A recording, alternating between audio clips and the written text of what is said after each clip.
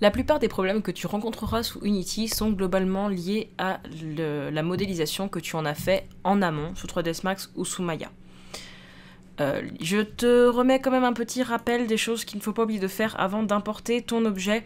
Donc il ne faut bien sûr pas oublier de bien déplier tes UV. En effet, si tu ne le fais pas, il risque de se chevaucher et lorsque Unity tentera de créer une light map, ça va faire des petits artefacts noirs à quelques endroits sur ton travail, voire carrément supprimer une face. Donc ça fera vraiment une face noire dans ton objet. Vérifier tes lightmaps si tu en as fait de façon à ce qu'elles ne soient pas trop près et qu'elles ne soient pas vraiment disproportionnées dans genre une énorme et une vraiment très très petite, parce que ça pourrait donner... les vraiment trop petites peuvent carrément ne plus être calculées.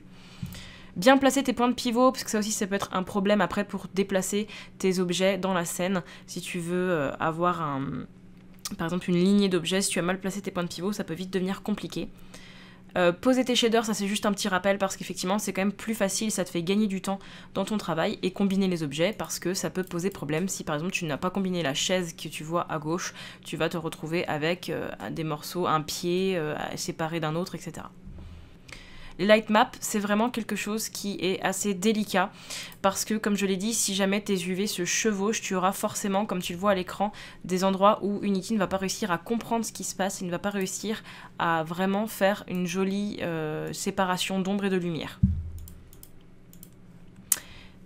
Attention aussi au baking de ta normal map. Si tu utilises par exemple le baking qui fait qu'avec un high poly et un low poly, on peut sortir une normal map qui va donner l'illusion que le low poly a la tête du high poly.